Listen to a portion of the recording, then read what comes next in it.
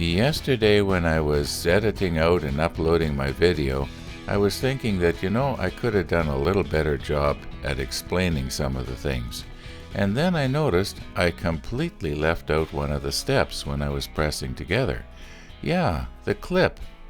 Anyway, here we go with an update.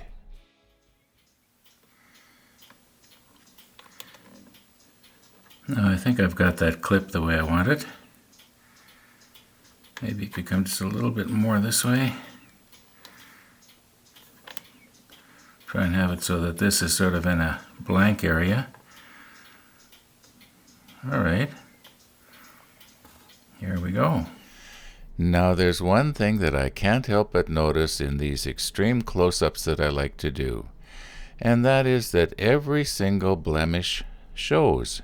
Every little scratch or piece of dust or fingerprint, it shows. It kind of makes it look worse than it really is. Or maybe I should say, it shows it like it really is.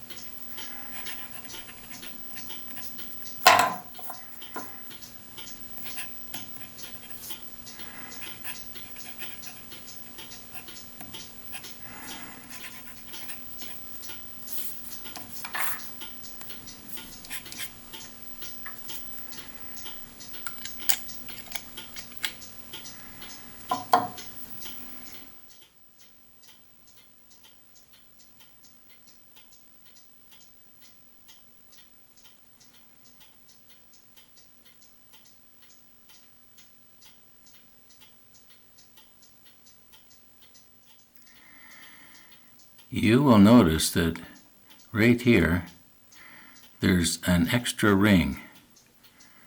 This ring came with this nib assembly. This ring that I'm pointing to right now is molded into this piece right here. However, this one is an extra one. I'm wondering if I was maybe supposed to have removed that so it would look more like this replacement nib.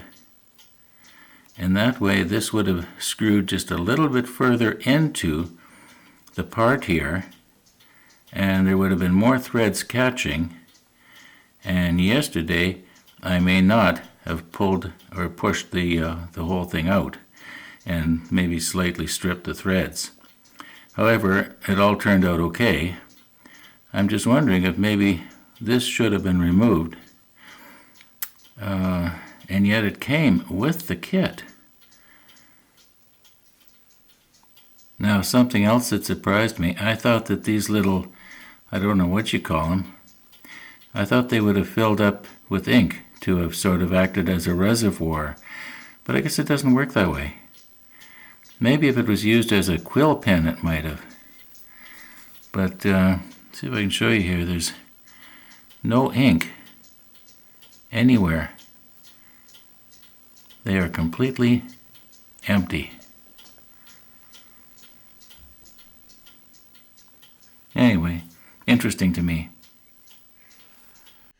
And here's something else that I find interesting. Do you notice on the bottom of the nib on the left it has a 4? The one on the right, it appears to be a 16. Now, I obviously know it has something to do with the size of the point, because the one on the right, it's a lot bolder, a lot more heavy duty. Now, I'd like to know, how do the numbers start? Do they start at number 1 and work their way up to number, well, maybe 100? I don't know. Wouldn't it be funny if it was 1 to 100? I'm just guessing. Now, there is a guy that I know who actually is a professional fountain pen maker. And maybe I'll tell you about him sometime. He actually has a website, and he lives right here in Winnipeg. Now, if I'm really lucky, some of you guys are also following the Jumbo Segmented Bowl series, and you might be wondering, how is it coming? Well, just to let you know that this morning I glued on the last of the rings, and I imagine that the day after tomorrow, I'll be trying to fasten the whole thing onto a faceplate. But that'll be the day after tomorrow. Anyway, thanks for watching again.